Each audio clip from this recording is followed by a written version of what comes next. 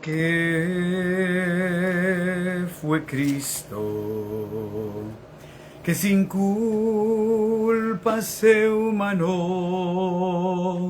vino a nacer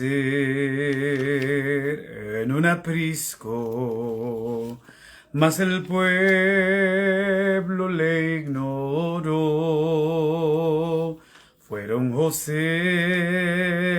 y María a pedir algún lugar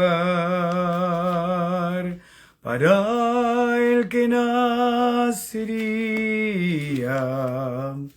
como príncipe de paz, mas todos le negaron darle albergue allí, y solo en un pesebre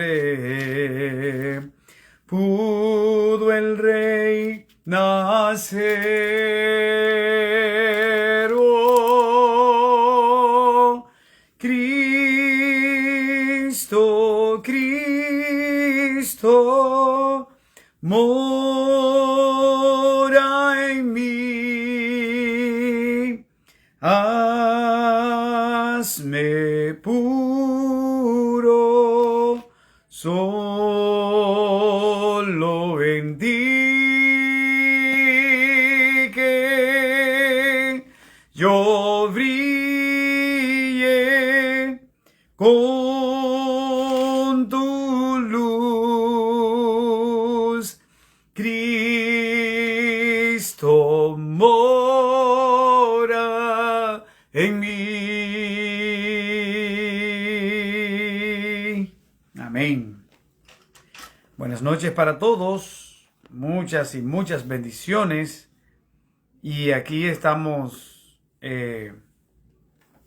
otro día, ¿verdad? Otra noche por la gracia de nuestro Padre Celestial. Hoy fue un día maravilloso. El Señor nos regaló la vida. Y salí a la calle, vi diferentes accidentes, fuertes accidentes. Y bueno, la verdad, cuando uno ve los accidentes, yo no sé si usted lo hace, pero yo quiero invitarle a que si usted va por la calle y ve a alguien accidentado, inmediatamente eleve una oración por esa persona. No cuesta nada y vale mucho. Así que gracias a Dios. Vamos a comenzar entonces con una oración, pidiéndole a Dios que Él sea, ¿verdad?, nuestra ayuda, nuestra fuerza en este momento, y que de manera especial nos dé sabiduría, ¿verdad?, como Él siempre la da a los que se la piden. Bienvenida, hermana Fluvia, muchas bendiciones, y creo que hay otra persona más conectada, pero no veo el nombre. De todas maneras, bienvenidos a todos. Así que vamos a orar. Amén. Vamos a orar con fe. Oh, ya por la foto es la Natalie. Bienvenida, Natalie, Freddy, y bienvenidos todos los que entren a través de Natalie. Bienvenida. Vamos a orar en esta hora. Cualquier hermano petición, póngala en las manos de Dios. Dios tiene poder y clamar a Él es gratis. Así que oremos. Cariñoso Dios y eterno Padre, gracias te damos en esta hora, porque Señor, por tu gracia y amor, nos permites estar conectados contigo. Gracias porque en este momento nos ayudas a apartar tiempo para ti al estudiar tu palabra. Te suplicamos en esta hora, Señor, que nos cubras a todos con la sangre de Jesús. Y Padre, al entrar a tu palabra, que el Espíritu Santo se adueñe de nuestra mente. Que hoy podamos ser renovados en ti, Señor. Y que al terminar el estudio de hoy, podamos crecer un peldaño más espiritualmente. Bendice a cada persona que ha entrado y te ruego que bendigas a los demás que van a entrar. Que el Espíritu Santo esté con nosotros y atienda, por favor, los pedidos que hacemos de corazón en el nombre santo de Jesús. Amén y amén. Bienvenida también, hermana Elsa. Ya aquí lo estoy viendo. Ahora la aplicación me lo permite ver. Así que Dios te bendiga grandemente. Para hoy, nosotros vamos a continuar la serie sobre los diezmos y ofrendas. Estamos basándolos de manera primaria en la palabra de Dios. Algunas personas nos han puesto citas de Elena de White, que creo que esta noche, si el tiempo nos da, Dios mediante, ya vamos a comenzar a responder. Hubo una persona que me puso allí varias citas de Elena, ¿verdad? Presentando algo interesante, y yo creo que usted debe de saberlo. Así que no hay problema con eso. Todo está escrito, y lo que está escrito solo falta que se analice, ¿verdad? Solo que se analice. Muy bien. Entonces, hemos estado presentando esta serie, hermanos, que consiste en decirle a nuestros hermanos, nuestros amigos, a nuestros hermanos de la iglesia, pero también, hermanos, estos temas son para todas las religiones. Así que no se circunscribe solamente en la iglesia adventista, sino que va a toda persona que, bueno, al menos que hable español. Si habla español, entonces está bien. Hemos estado presentando que el sistema de diezmos y de ofrendas fue inventado por Dios, fue creado por Dios, y ha sido inventado o creado siempre. De hecho, Dios ha tenido diferentes diezmos en diferentes cosas de la vida. En el jardín del Edén tenía su diezmo, que era el árbol, ¿verdad? Y así ha tenido diezmo siempre. En la semana tiene un diezmo que es el sábado, ese día es de él, etcétera. Entonces, estamos presentando con la palabra de Dios en qué le beneficia a usted el saber todo esto, ¿en qué le beneficia? Hemos estado presentando las características de un pastor, qué características debe tener para ser considerado como ungido, y allí presentamos 6 características. Luego estuvimos presentando también todo lo concerniente al capítulo 3 de Malaquías, el alfolí. Hoy tenemos entonces una continuación, ¿verdad? Vamos a continuar ese tema, profundizando todavía más de lo que profundizamos el otro día. Muy bien. Quiero comenzar con una sugerencia. La sugerencia es la siguiente. Miren, hermanos. Muchas personas se preguntan cómo pueden estudiar la Biblia. O sea, ¿cómo yo puedo estudiar la Biblia? Y me lo preguntan a mí. ¿Cómo estudiar la palabra de Dios? ¿Cómo entenderla? Y déjenme decirles, lo primero que tenemos que hacer es pedir al Espíritu Santo la sabiduría. Así que tenemos que pedir sabiduría al Espíritu Santo, eso es número 1. Entonces, número 1 no puede faltar.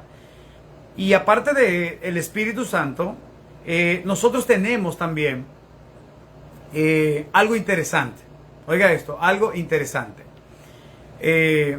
Aneudi dice que él necesita una sola cita del Nuevo Testamento que diga que los discípulos diezmaban. Sí, no te preocupes, Aneudi, vamos a tratar esa parte hoy, precisamente hoy toca. Así que mira, llegaste a tiempo. Pero antes de tratar ese punto, yo quiero dar una sugerencia. Es una sugerencia. Hay una forma de cómo estudiar la palabra de Dios. Una forma de tantas. Hay muchos métodos de interpretación que luego vamos a hacer una serie con eso, si Dios lo permite. Y hay formas también que son fáciles, son simples, que cualquier cristiano las puede practicar y les va a ir excelentísimamente bien. ¿Cuál es la forma que quiero presentarles hoy? Es, por ejemplo, que usted escoja una frase. Usted escoge una frase de la Biblia y va a encontrar algo interesante. Con una sola frase de la Biblia, usted va a descubrir muchos significados de la misma frase. Les voy a poner un ejemplo.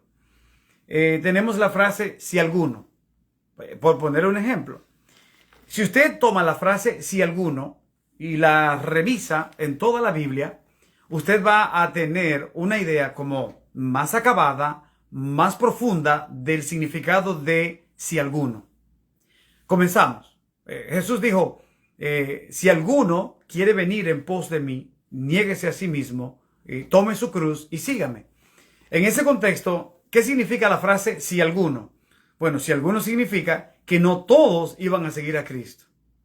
Número uno. Y número dos, yo puedo mirar que en esa frase de si alguno implica sacrificio. Si alguno quiere venir en pos de mí, niéguese a sí mismo, tome su cruz, un sacrificio. Hay otra frase, por ejemplo, que cuando el apóstol Pablo dice, de modo pues que si alguno está en Cristo, nueva criatura es. O sea, se repite otra vez, si alguno. Allí hay una cosa interesante. ¿Cuál? Cuando Pablo dice, si alguno está en Cristo, está reflejando que no todos iban a estar en Cristo. Que todos pueden estar bautizados en la iglesia, mas no todos iban a estar en Cristo. Y entonces él dice, si alguno está en Cristo, o sea, un grupito, siempre poquitos son los que quieren seguir a Cristo y obedecer su palabra. Por lo general siempre aparecen la mayoría que creen que se puede hacer diferente a como dijo Jesús, o que se puede vivir diferente a como él dijo que teníamos que vivir. El punto es que esa frase, si alguno está en Cristo, es una nueva criatura. Entonces ahí el apóstol Pablo está presentando, número uno, que si alguno es poquitos. Y número dos, le está diciendo, si alguno está en Cristo, nueva criatura es. Entonces, ¿cómo yo me doy cuenta si estoy en Cristo? Porque dice Pablo que las cosas viejas pasaron. Y que yo tengo que ser una nueva criatura. Si estoy en Cristo.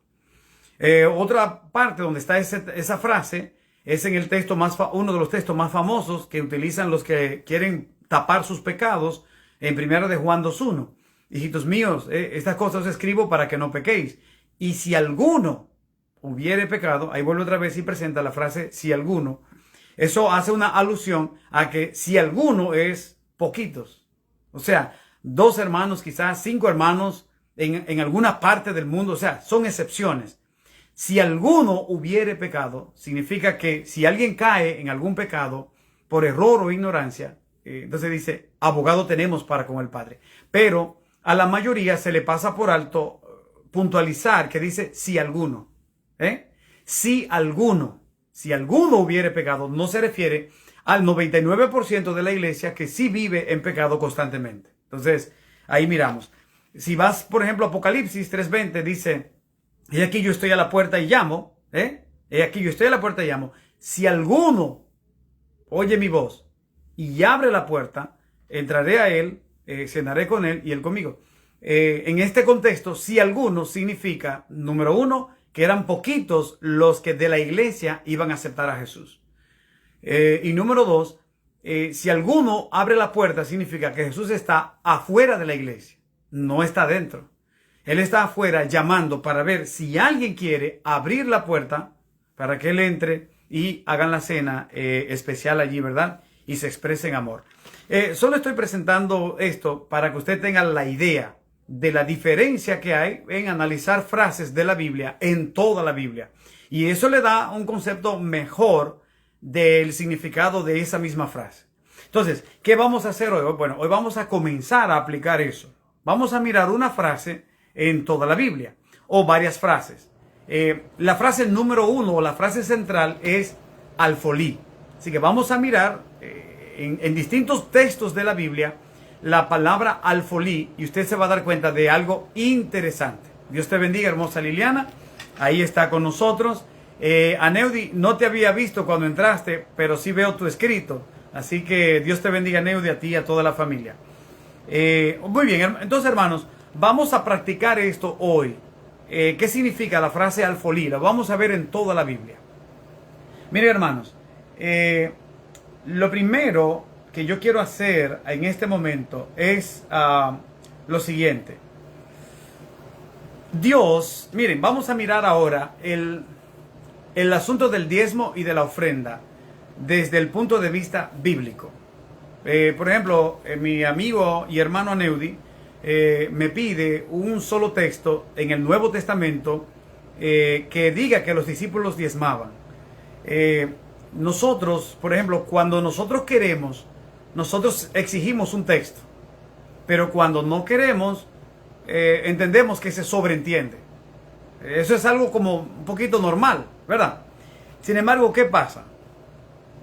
muchísimos de nosotros hemos llegado a creer que el sistema de diezmos y de ofrendas, al terminarse el sacerdocio y la parte levítico también, entonces el sistema de diezmos allí caducó. Por lo tanto, en el Nuevo Testamento ya no es necesario ni diezmar ni ofrendar, según dicen muchos, pero mayormente es detrás del diezmo.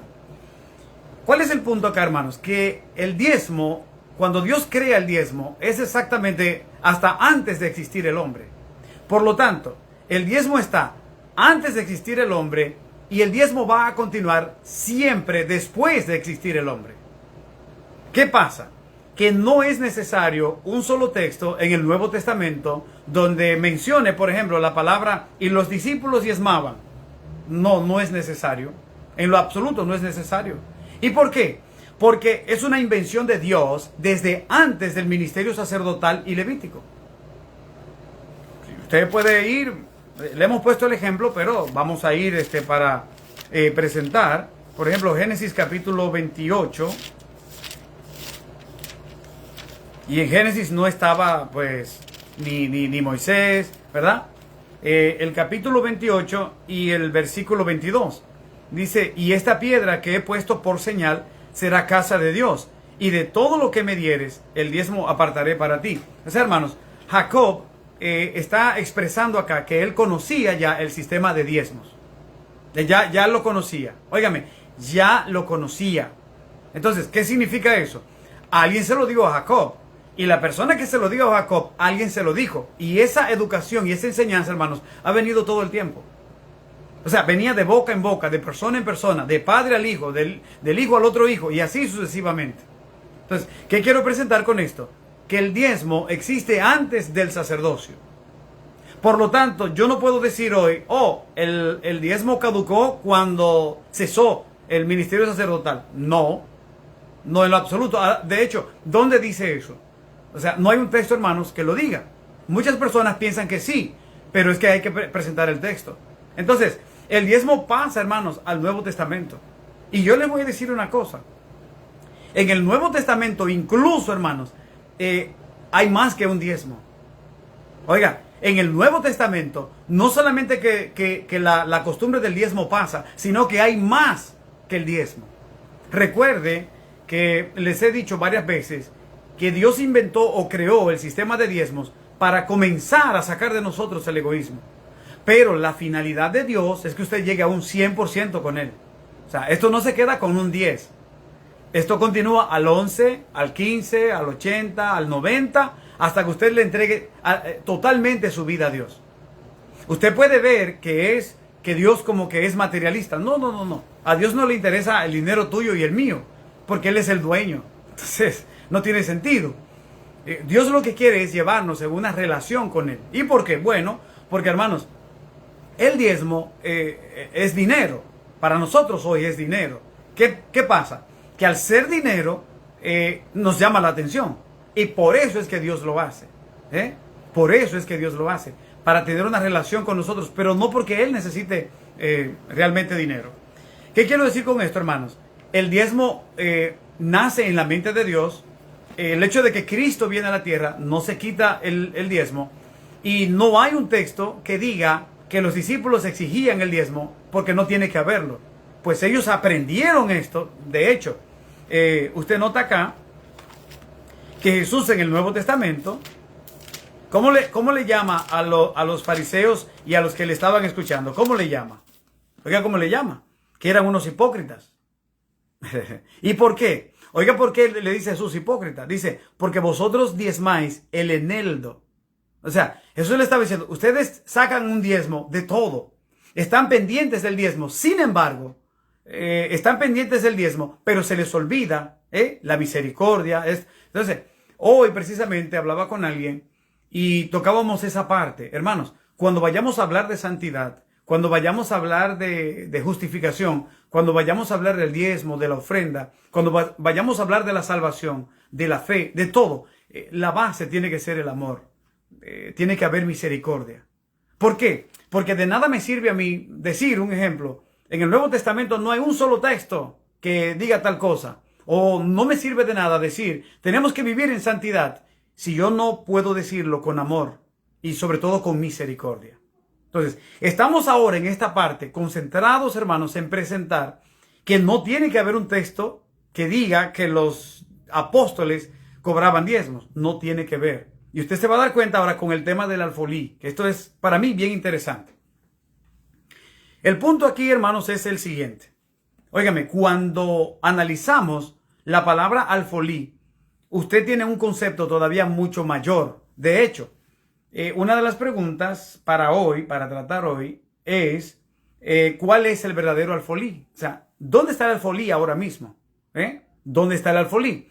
En la iglesia apostólica, por ejemplo, donde dice mi hermano Aneudi, ¿había algún alfolí allí? ¿Sí o no?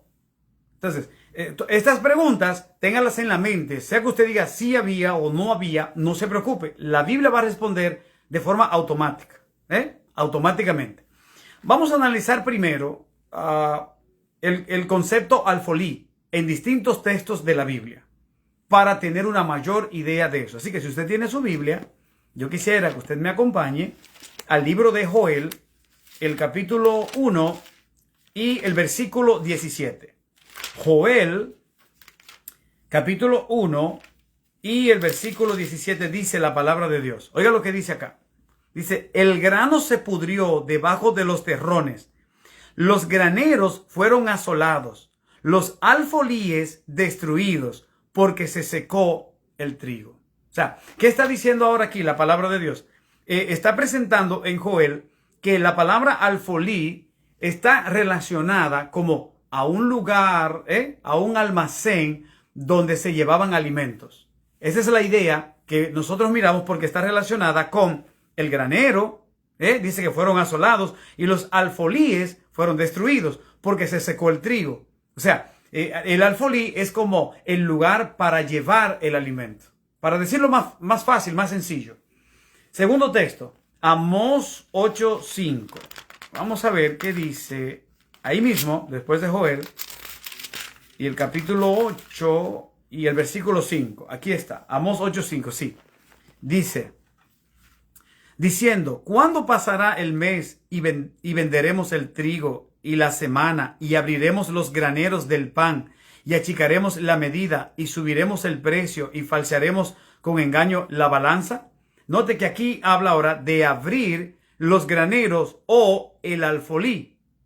Entonces, una vez más, la Biblia está presentando que la palabra alfolí significa lugar de alimento. Lugar donde se llevaban los alimentos. Es como decir, un alfolí es sinónimo de un granero. Es lo mismo que un granero. Interesante. Vamos a leer otro texto que está en Mateo, capítulo 3 y el versículo 12. Si usted tiene su Biblia, Mateo, capítulo 3 y el versículo 12 dice, su aventador está en su mano y limpiará su era y recogerá su trigo en el granero, o sea, en el alfolí, y quemará la paja en fuego que nunca se apagará. Note que dice, recogerá o va a poner su trigo en el alfolí. Entonces, ¿qué estamos presentando hasta ahora? Que la palabra alfolí, según la palabra de Dios, significa lugar de alimento. Lugar donde yo llevo el alimento para que haya alimento. Lo vamos a ver con el texto más famoso y lo vamos a dejar para el final. Muy bien, vamos a leer también Mateo 6:26. Otro texto que presenta la palabra alfolí o granero. Dice la palabra de Dios, mirad las aves del cielo. Oiga ahora Jesús, que no siembran, ni ciegan, ni recogen en graneros o en alfolíes.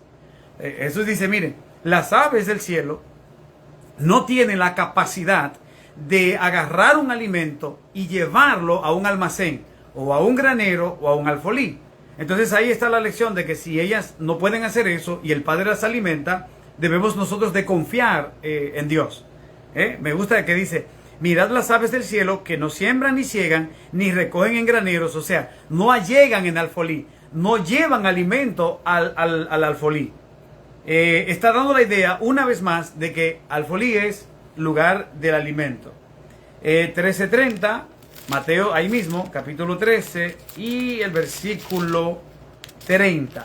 En el Antiguo Testamento, la palabra más apropiada, aparte de alfolí, es los graneros, donde había un lugar para llevar, Mateo 13:26, no, 13:30 dice, aquí está, espero que usted me esté acompañando. Dice, dejad crecer juntamente lo uno y lo otro hasta la siega. Y al tiempo de la siega, yo diré a los segadores. Note que está hablando ahora de qué? De alimento. Dice, recoged primero la cizaña y atadla en manojos para quemarla. Pero recoged el trigo en mi alfolí o mi granero. Perfecto, como dice Liliana, es un depósito de alimentos. Es un depósito de alimentos. Esa es la idea que está presentando la Biblia en todos los textos que hemos estado presentando. Otro más. Todavía otro más. Lucas 3:17. Lucas capítulo 3 y el versículo 17. Aquí está. Listo. Solo una página más y ya llegamos. Lucas 3:17. Dice, su aventador está en su mano y limpiará su era y recogerá el trigo en su granero o alfolí. Recogerá, o sea, llevará el trigo a su granero y quemará la paja en fuego que nunca se apagará. Todavía Lucas 12:18, la idea es, hermanos, presentar todos los textos más posible relacionados con alfolí. Lo que yo persigo es que usted entienda, hermano querido, que Dios presenta en su palabra, todas las veces que se presenta la palabra alfolí, es lugar de alimento.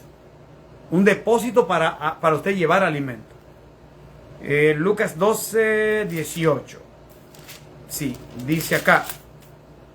Y dijo, esto haré, derribaré mis graneros o alfolíes y los edificaré mayores. Y allí, escucha la palabra, y allí guardaré todos mis frutos y mis bienes.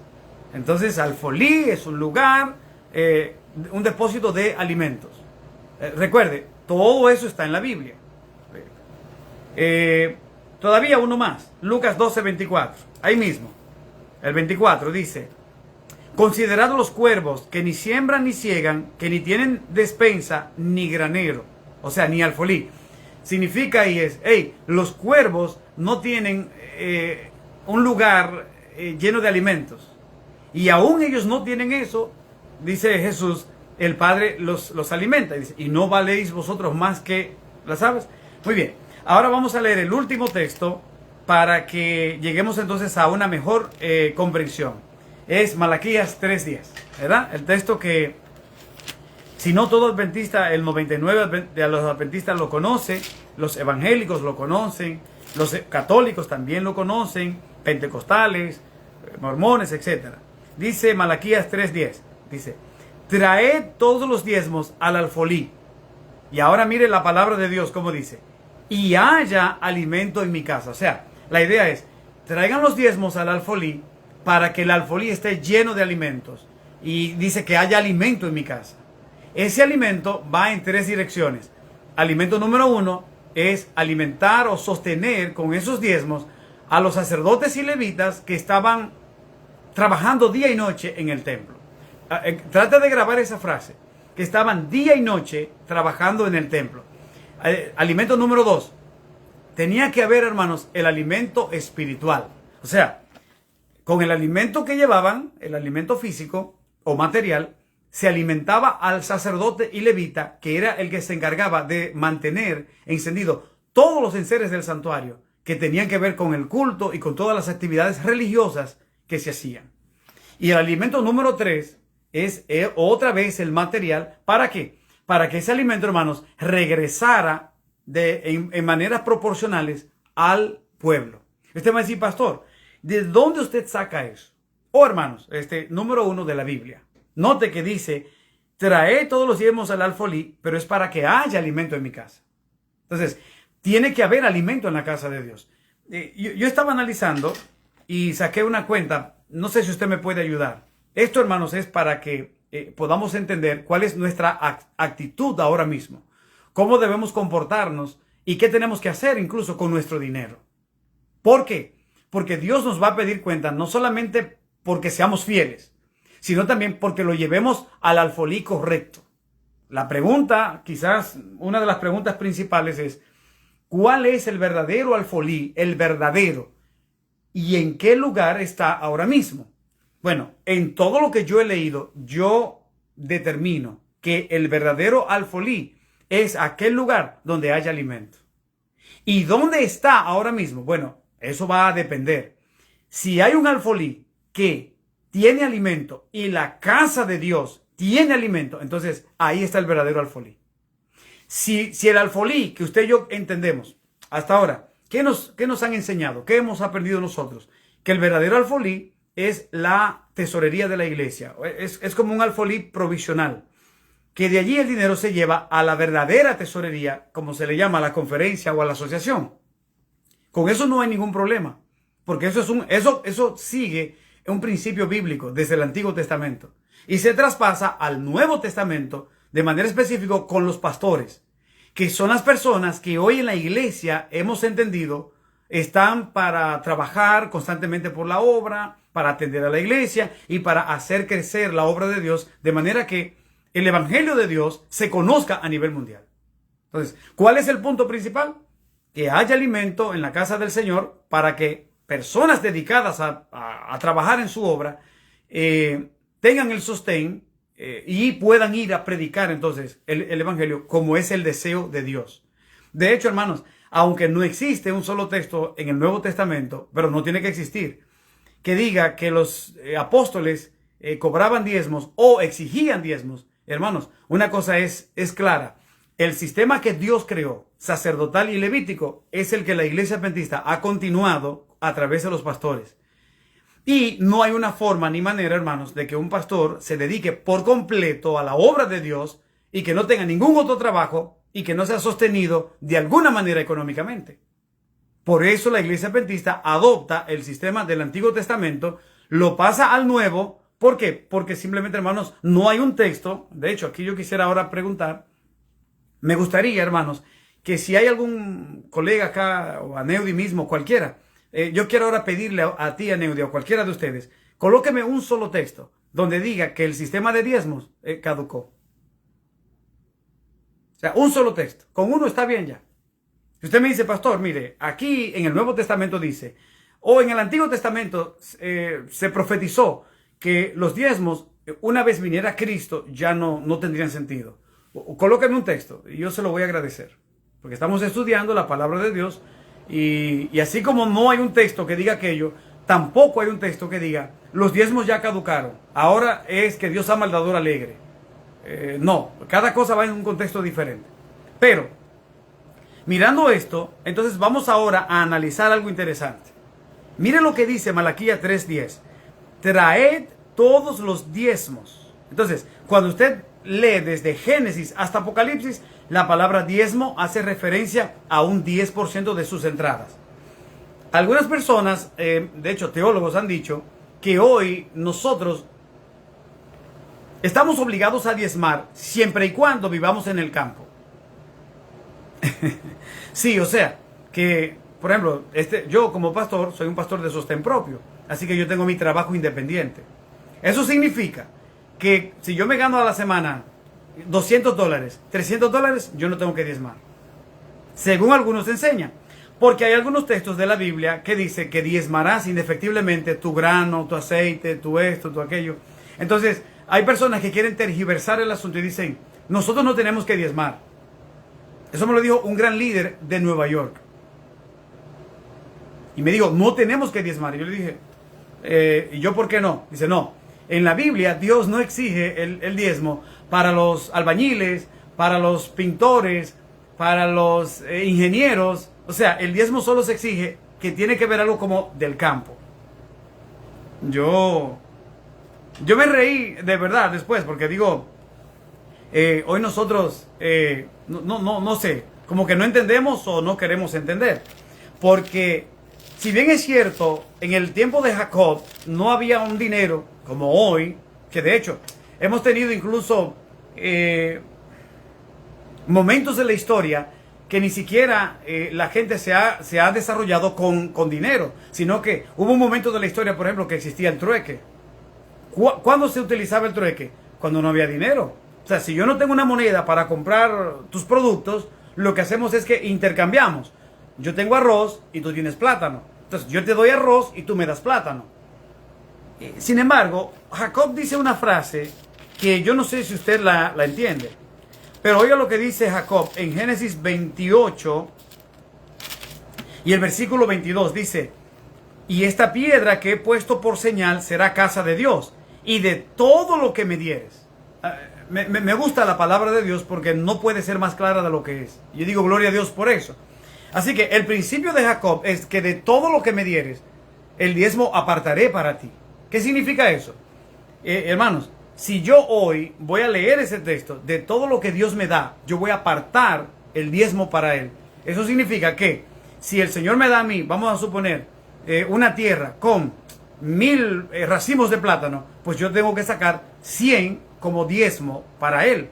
Y puedo hacer una de dos cosas: o agarrar 100 racimos de plátanos y llevárselo a 100 familias, o venderlos y llevarle el dinero. Porque, hermanos, hoy funciona más el dinero que cualquier otra cosa. Así que eso es una cosa, mire, que no tiene por qué usted como complicarse. Hermano, si usted trabaja como ingeniero y a usted le pagan con dinero, usted tiene que sacar el diezmo de ese dinero. Si usted ahora mismo vive en el campo, óigame bien, si usted vive en el campo y a usted le pagan, o usted lo que produce es lo de la tierra, ¿usted sabe qué usted va a diezmar? Cuando la gallina suya le ponga, vamos a suponer, 20 huevos, usted va a sacar 2 huevos como diezmo y se lo va a llevar a alguien, ¿verdad? A una autoridad, y va a sacar 1 o 2 más, no sé cómo está su relación con Dios, para la ofrenda, y usted se lo va a regalar a alguna familia. Ya, sencillo. Y usted allí cumplió con la palabra de Dios.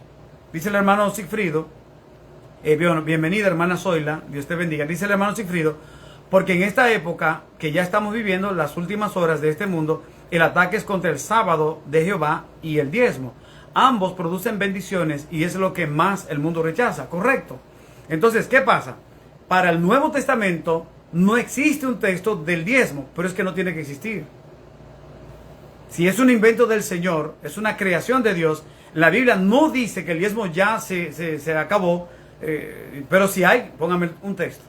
Así que le estoy pidiendo eso a mi amigo que me pidió otro, así que no hay. Ahora tú me vas a dar uno a mí.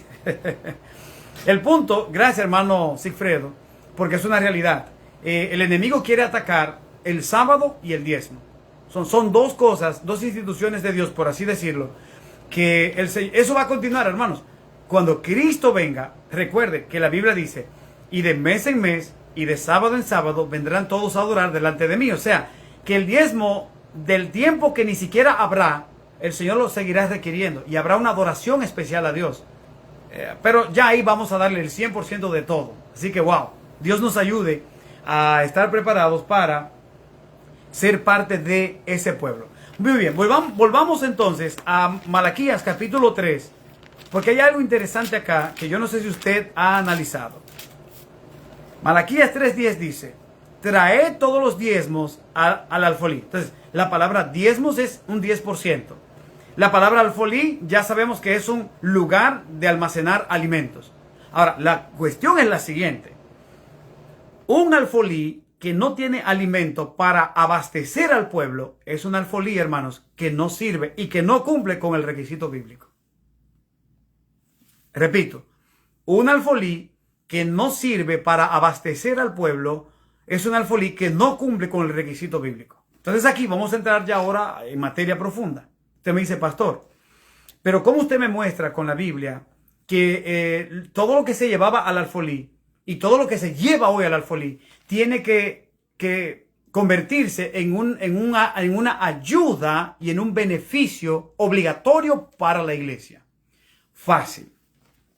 Transportémonos ahora, hermanos, allá a cuando el pueblo sale de Egipto. Oiga esto para mí esto es algo interesante. El pueblo sale de Egipto y hay una cosa ahí interesante. Aproximadamente dice la Biblia que salieron como 600,000 hombres, sin contar mujeres y niños. Hasta donde se ha entendido, había un aproximado de 2 millones de personas. 2 millones de israelitas que salen de Egipto y se van allí al desierto. ¿Qué pasa, hermanos? Que allí en el desierto pasan cosas maravillosas que usted debería de analizarlas. para que se dé cuenta que lo mismo pasa hoy. Lo mismo pasa hoy. Dice que de repente Dios le dice a Moisés, hazme un santuario. En Éxodo capítulo 25. Y dice, y yo habitaré en medio de ustedes. Y dice que Moisés le dice al pueblo, traigan ofrendas para hacer el santuario. Hermanos, llegó un momento donde Moisés dice que tuvo que decirles, ya no traigan más ofrenda. Oigan esto, hoy en día es al revés. Hoy en día se dice, no hay dinero y hace falta dinero. En el tiempo de Moisés, Moisés tuvo que decir, ya no traigan más ofrenda. En el tiempo de la iglesia apostólica, ¿qué pasaba? No se dijo, ya no traigan más, pero nadie había con necesidad. De hecho, la iglesia apostólica es el momento más maravilloso de toda la Biblia, donde la palabra alfolí se cumplió al 100%. Y ahorita vamos a ir a eso. Pero ahora, estamos en el desierto. Moisés dice, no traigan más ofrenda porque ya está bien, o sea, es demasiado. ¿Qué significa eso, hermanos? Que la ofrenda que el pueblo iba a seguir llevando, el pueblo ya no la tuvo que seguir llevando, sino que ahora era para beneficio del propio pueblo. De hecho, la palabra alfolí significa que tiene que haber alimento para la casa de Dios. ¿Y quién es la casa de Dios? Todo hijo de Dios es parte de la casa de Dios. No solamente los sacerdotes y levitas, no solamente los apóstoles, no solamente los pastores son la casa de Dios. O sea, usted y yo somos parte de la casa de Dios. Mira algo interesante ahora.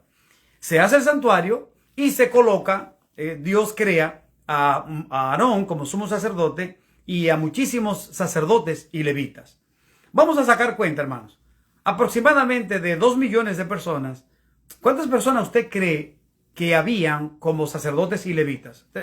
Haga un estimado allí, como no estábamos ahí, no sabemos absolutamente nada. Pero imagínense, había un solo santuario. Un solo santuario y Dios puso sacerdotes y levitas para que estuvieran administrando constantemente toda la obra del santuario. Ahora, mire, trate de poner su mente aquí, préstele cuidado y póngale atención. A ver, ¿cuántos sacerdotes y levitas más o menos creen ustedes que podrían haber en el desierto para atender todo lo relacionado con el santuario? Yo le voy a poner un número y es un número exagerado, pero lo voy a hacer para que usted llegue a la misma conclusión que yo. Imaginemos que habían 100,000 sacerdotes.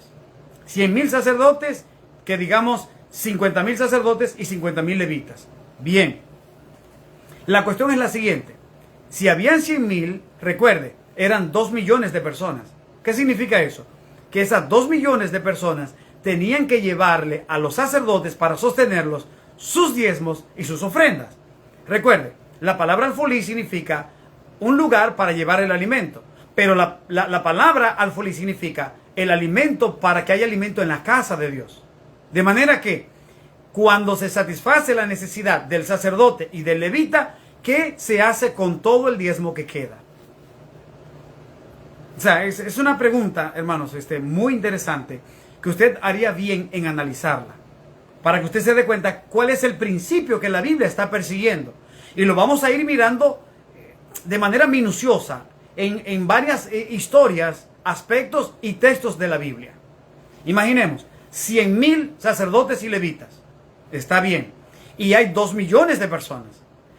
¿Qué pasaba con todo el diezmo y la ofrenda que ellos llevaban constantemente? Porque en el desierto ellos tenían sus animales y los animales se les reproducían y todo el tiempo tenían que estar llevando sus diezmos y ofrendas al santuario como Dios lo había instituido. La pregunta, de 2 millones de personas llevando diezmos y ofrendas, hermanos, los sacerdotes, que eran aproximadamente 100,000, entre comillas, no daban abasto para comerse todo el diezmo y ofrenda que el pueblo llevaba. Y la pregunta es, ¿qué usted cree que pasaba con ese diezmo y ofrenda que quedaba? Hermanos, tenía que devolvérsele en ayuda al mismo pueblo.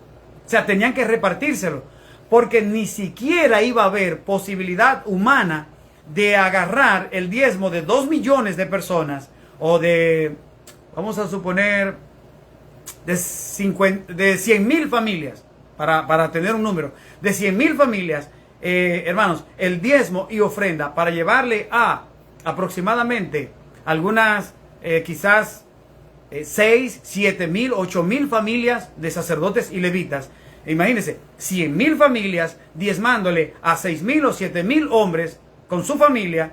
Eso sobraba por todas partes. ¿Qué presenta la palabra de Dios? Que cuando todo este diezmo y ofrenda sobraba, tenía que devolvérsela al pueblo. Ahora, vayámonos entonces, así, de manera rapidita, aunque tenemos que volver otra vez acá, a la iglesia apostólica. Vamos a Hechos capítulo 2. Hechos capítulo 2, que me interesa mucho, y usted debería estudiarlo, yo se lo dije el otro día. Vamos a volver otra vez a este capítulo, porque hay una frase acá que nos va a dar una idea excesivamente amplia de lo que es alfolí y de lo que es cuando sobra, cuando ya el apóstol, en este caso el apóstol, ya estaba satisfecho, había sido sostenido con lo que llevaban. No vamos a entrar en discusión si era diezmo o solo ofrenda. Está bien, con el dinero que se llevaba. El apóstol, cuando era sostenido, la pregunta es, ¿qué pasaba con el dinero que sobraba en la iglesia apostólica? ¿Qué pasaba? Hechos capítulo 2, y vamos a leer el 45, versículo 45. Sí, el 45 primero. Hechos 2:45 dice, y vendían sus propiedades y sus bienes. Dice que vendían sus propiedades, o sea, el que tenía 2 casas, el que tenía 5 casas, el que tenía 7 fincas, vendía 6 fincas y todo ese dinero lo llevaba a los apóstoles. Mire ahora la práctica del alfolí más perfecta para mí en toda la Biblia. La práctica más perfecta, porque en Malaquías Dios lo que está es quejándose desde el sumo sacerdote hasta el israelita más pequeño. Dios se está quejando grandemente. Pero aquí en Hechos dice que ellos vendían las propiedades y los repartían a todos según la necesidad de cada uno. Yo digo, wow, gloria a Dios. Porque Elena de White incluso dice que hasta que la iglesia adventista no esté viviendo a la regla de la altura apostólica, el Espíritu Santo no se va a derramar. Y lamentablemente estaremos en pecado, hermanos. ¿Cuál es el principio que quiero presentar acá? Y lo reafirmo otra vez.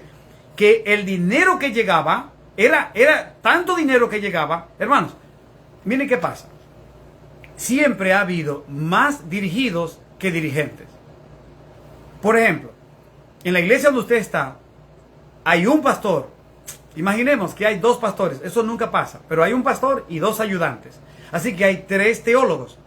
Pero la pregunta es, ¿a qué iglesia le mandan un pastor con 2 teólogos? ¿A qué iglesia? ¿A una iglesia que tiene 50 miembros? No, imposible. Eso es excesivamente imposible.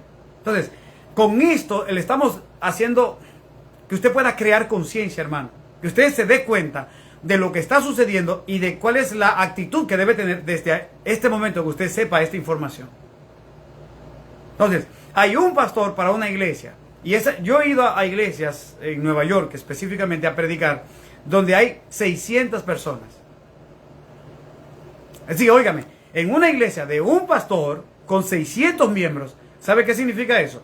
Que todo el diezmo y la ofrenda que está llegando a esa sola iglesia, siempre, absolutamente siempre, será más cada semana que el ministro que tenga que sostenerse con ese diezmo.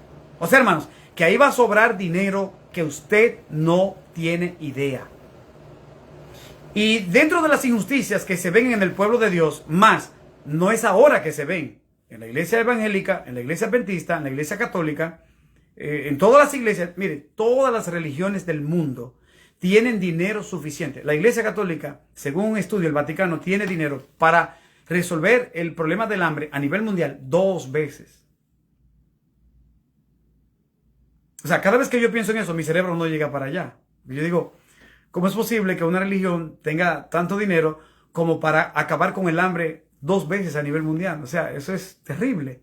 Eso me dice a mí que el Espíritu Santo hace rato, hermanos, se ha alejado del 99% de los dirigentes de las religiones. ¿Y por qué? Porque aquí en Hechos capítulo 2, repito, y los controladores me perdonen, Hechos 2:45. Y vendían sus propiedades y sus bienes y los repartían a todos según la necesidad de cada uno. Hay versiones que dicen que ninguno tenía necesidad. O sea, en la iglesia apostólica no había un hermano con necesidad. ¿Qué saca eso a la luz? Que si hay una iglesia católica, adventista, pentecostal, de lo que sea, en donde hay miembros millonarios y hay miembros que no tienen para la renta, allí están en pecado. Allí están siendo un oprobio a la obra de Dios. Recuerde esto, hermano. Si en su iglesia, no importa de qué país usted sea, si vive aquí en Estados Unidos, si vive donde sea, si en su iglesia hay hermanos de la iglesia ricos y hay pobres, allí están en pecado. Y no está el Espíritu Santo. Mire lo que dice el versículo, Hechos capítulo 2 y el versículo, bueno, desde el 1. Dice, cuando llegó el día de Pentecostés, estaban todos unánimes juntos. O sea, una de las características de la iglesia apostólica es que estaban unidos. Unidos en todo. Y como estaban unidos, mire lo que pasó. Y de repente vino del cielo un estruendo como de un viento recio que soplaba, el cual llenó toda la casa donde estaban. Dice, y se les aparecieron lenguas repartidas. Versículo 4. Y fueron todos llenos del Espíritu Santo. Y dice que fueron todos llenos del Espíritu Santo. Y una iglesia llena del Espíritu Santo, oye esto, Natalie, oye esto, hermano Cifredo, oye esto, hermana Zoila, oye esto, Liliana, oye, una iglesia dirigida por el Espíritu Santo, una de las cosas que hace, una es que vendían sus propiedades y sus bienes y los repartían a todos según la necesidad de cada uno.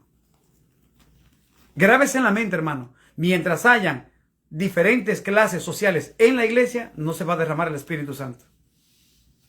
Ahora, ¿usted quiere que yo le lleve contra la pared? Pregúntese, ¿por qué no se ha derramado el Espíritu Santo ni en la iglesia evangélica? Porque dicen que sí, pero eso no es Espíritu Santo. ¿Por qué el Espíritu Santo no se ha derramado en la iglesia católica? Ni en la iglesia adventista. ¿Por qué? ¿Por qué lo pedimos tanto? Todas las religiones lo piden. ¿Y por qué no? Porque hay un signo de pesos en la mayoría de dirigentes que no permite que la justicia se practique. Míreme, mi hermano. Óigame, es un pecado, es una blasfemia contra Dios. Y yo se lo digo de corazón. Cuando en una iglesia, no importa el nombre ni la religión, cuando en una iglesia hay un hermano que no tiene para comprar la receta y que hay que estar haciendo 1000 malabares para reunir la junta, que no tienen tiempo para reunirse, y cuando se reúnen, hermanos, yo no sé por qué es que siempre aparece un espíritu como del mismo enemigo, donde hay alguien que siempre dice, no, es que no hay mucho dinero. Óigame, hermano. Y no se dan cuenta que quien está allí obrando es el mismo enemigo. Óigame, según Hechos 2:45, dice que vendían sus propiedades y los repartían a todos según la necesidad de cada uno. Cuando yo leo ese texto y usted va a una iglesia, no importa cómo se llame, y que no hay, óigame, ay Dios mío. Por eso cuando los clubes de la iglesia, y yo como pastor y como dirigente, cuando los clubes iban a pedir ayuda, yo les decía, denle lo que ellos piden y un poquito más. Entonces, muchísimos se quedaban mirándome como, pero este sí es como así, como dadivoso. No, es que no es dadivoso. En todas las religiones, hermanos, hay dinero de sobra para que cada miembro de iglesia que tenga necesidad, no tenga necesidad.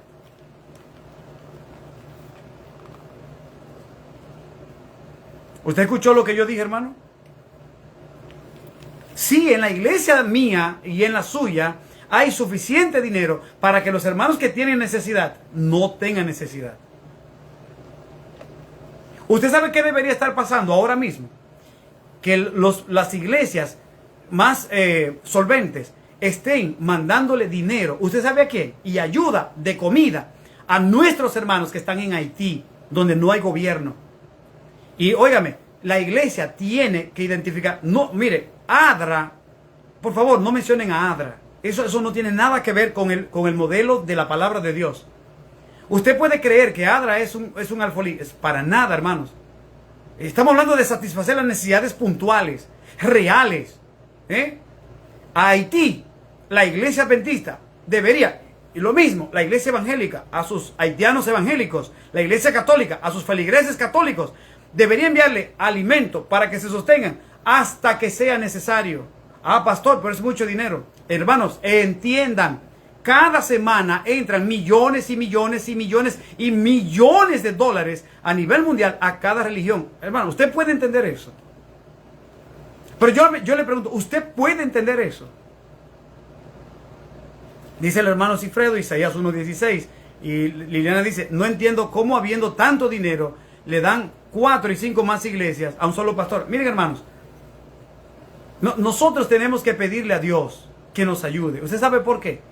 Porque las injusticias que se dan en las distintas religiones, nosotros no tenemos por qué soportarlas.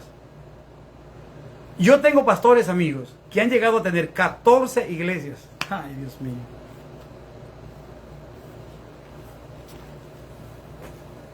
¿Cuántas iglesias, hermanos?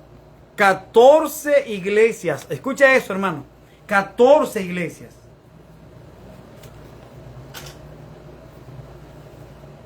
Y yo me pregunto, con tantos miles de trillones de dólares que tiene mi iglesia, o sea, hermanos, la idea no es atacar a la iglesia. La idea es hacerle conciencia al que escuche este estudio. Esto es un estudio, hermanos, puro en la palabra de Dios.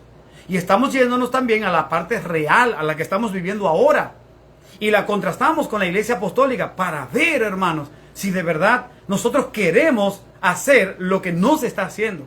Hermano, mire, es un pecado ante Dios poner un pastor para 14 iglesias, un pastor para 10, un pastor para 5 iglesias. Es que cada iglesia debería tener mínimo 3 pastores. Ahora, yo le pregunto, hermanos, ¿qué usted cree que hay más ahora mismo dentro de la iglesia adventista? ¿Usted cree que hay más pastores o más miembros?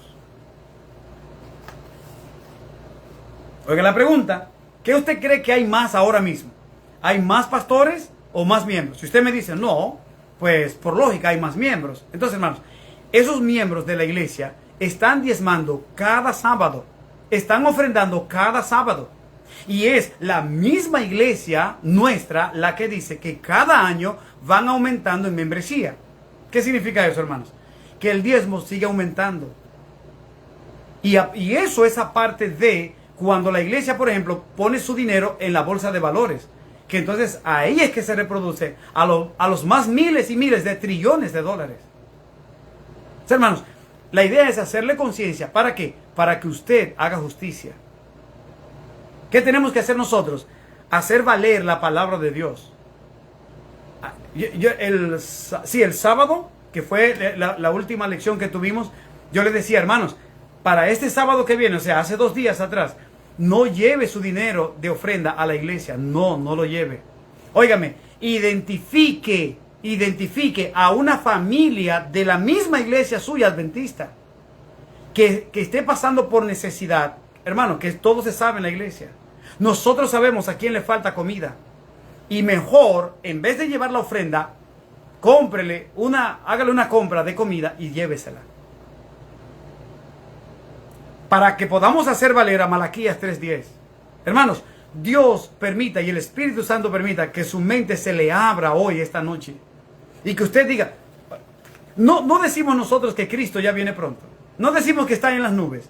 ¿Cómo es que entonces Cristo está viniendo en las nubes? Estamos mirando cómo entra el dinero desproporcional a la iglesia. No se hace justicia. Y entonces usted continuará llevando su dinero allí para que se siga avanzando la obra del enemigo.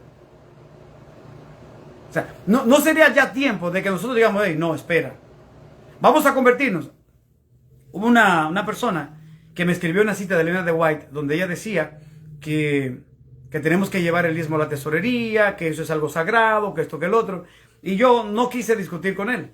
Solo le dije, hoy en la noche voy a hablar de esa cita. Hermanos, yo le pregunté, ¿tú sabías que la misma sierva de Dios que escribió eso fue la misma persona que tomaba de sus diezmos para ayudar a pastores denigrados por la misma obra?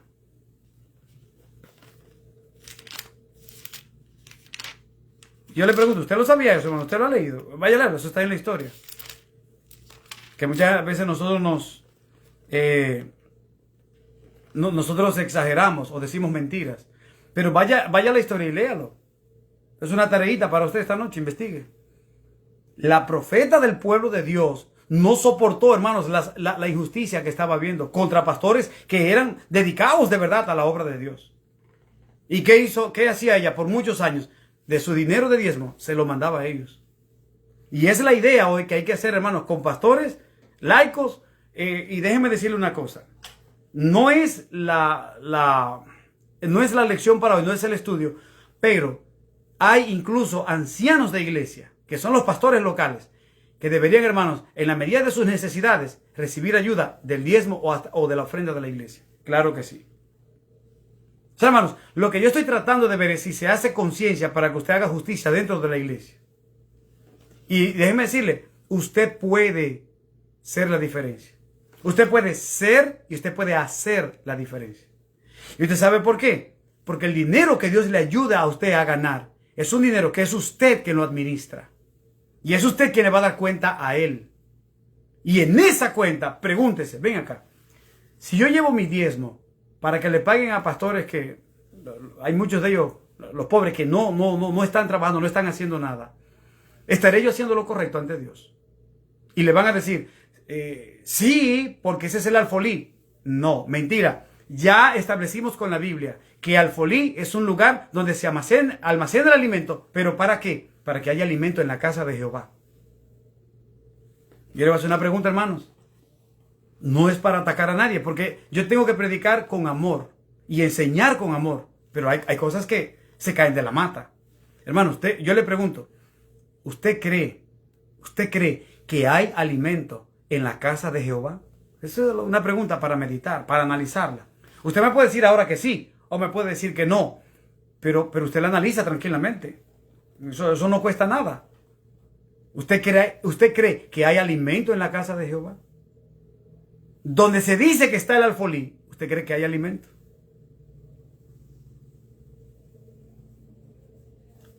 Pero si usted me dice que sí, usted tiene que mostrarle a su cerebro que allí las necesidades de los hermanos están suplidas. Si usted no muestra eso, entonces, hermanos, no hay. Allí sí hay un alfolí, pero no hay alimento en la casa de Jehová.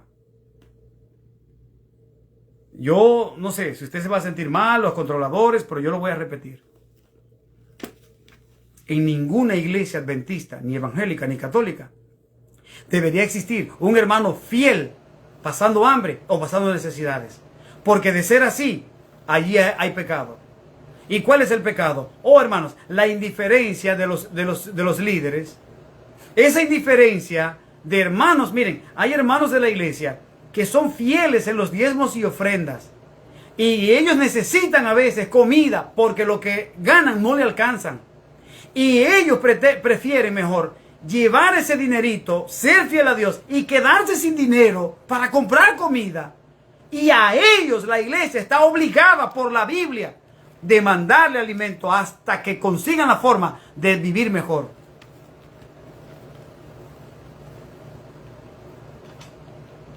Dice Liliana, Sigfredo dice Liliana Rodríguez, para que el arca no esté vacía. Claro, muy de acuerdo, los ancianos se les debe ayudar en ocasiones, trabajan más que los pastores. Hermanos, mire, a ver si usted me entiende. A ver si usted puede captar qué es lo que el pastor quiere hacer. ¿Qué es? Hermanos, el anciano es el pastor local de la iglesia. Eso lo sabemos nosotros los pastores a la perfección. Entonces, si hay ancianos de la iglesia que están en necesidades, la iglesia tiene obligado, hermano, mire, como por lógica. ¿Por qué por lógica? Porque el anciano trabaja igual o más que el pastor. Y por base bíblica. Me perdonan, ¿eh? Otra vez. Y yo sé que esto va a rayar, pero tengo que hacerlo. Por base bíblica, primero por lógica, el anciano trabaja más que el pastor. Y por base bíblica. Y vendían sus propiedades y sus bienes y los repartían a todos según la necesidad de cada uno. Hermano, el anciano es un miembro de la iglesia y tiene que sacarse dinero del alfolí para que se suplan las necesidades de cada uno. Pero mire, el punto que ahorita me dio sentimiento.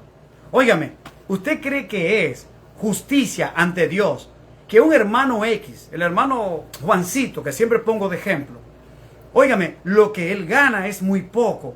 Y él dice, yo prefiero pasar hambre y llevar a la tesorería, el alfolí, el diezmo y la ofrenda. ¡Wow! y que Juancito lo lleve, y el anciano lo sabe, y el pastor lo sabe, y la junta lo sabe, hermanos, y no hacen nada, eso se convierte en un pecado contra Dios.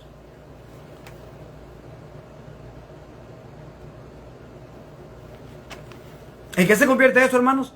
En un pecado contra Dios. Dice el hermano Cifredo, creo que es, Isaías 1:16. Vamos a complacerle porque va en la misma línea. Dice Isaías 1:16. Lavaos y limpiaos. ¿Qué tiene que hacer hoy la iglesia adventista? Y bueno, todas. Esta obra. Dice, quitad la iniquidad de vuestras obras de delante de mis ojos. Dejad de hacer lo malo. Y oiga ahora, hermano Cifredo, para que tú veas cómo el Espíritu trabaja. Vamos a leer el 17. No me lo pusiste, pero yo lo voy a leer. Porque va en la misma sintonía. ¿Qué estaba pasando en Malaquías? Hermanos, una injusticia que le estaban robando a Dios desde arriba hasta abajo.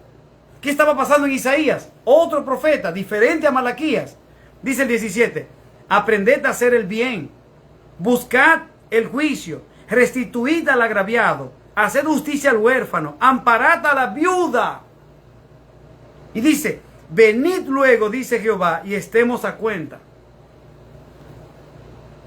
El verdadero alfolí tiene que servir para ayudar al huérfano, a la viuda y al desamparado.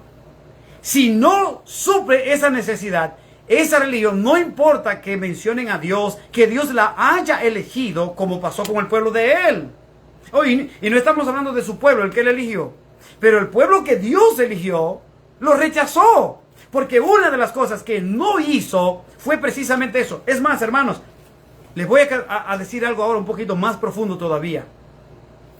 Hoy, todo el que mire este video completo, este estudio completo, y que escuche lo que yo estoy diciendo ahora, será culpable ante Dios de hacer justicia o de continuar llevando su dinero donde no se hace justicia. Y esto le va a perjudicar incluso para su salvación. Pastor, ¿dónde dice eso? Sí, no se preocupe, que aquí está el Espíritu Santo en este estudio. Y esta es palabra de Dios. Yo no me estoy inventando nada. Oiga lo que dice Mateo, capítulo 25. Óigame, hermano. No es solamente que usted va a hacer una injusticia, llevando su dinero donde no se ayuda al pobre. Y yo me pregunto, hermano, usted puede detenerse y pensar, ven acá, pero será un pecado contra Dios que el hermano Juancito, que no gana bien y prefiere ser fiel a Dios, porque eso fue lo que le inculcaron y está ahí en la Biblia, y lleva su diezmo y su ofrenda, entonces, que cuando él lo lleve, que no tenga dinero para comprar comida y que tenga que entonces estar rompiéndose la cabeza. ¿Usted cree que eso está bien ante Dios? ¿O Dios llora cuando ve eso? O si usted tiene otra respuesta, dígalo. Pero oiga lo que dice Mateo, capítulo 25. Y dice el versículo 41. Entonces dirá también a los de la izquierda, apartaos de mí, malditos al fuego eterno, preparado para el diablo y sus ángeles, porque tuve hambre y no me disteis de comer. Hermano, tuve hambre y no me disteis de comer. La pregunta es, ese texto, ¿en quién se va a cumplir? En el pueblo de Dios. Es al pueblo de Dios que se le va a decir esa palabra.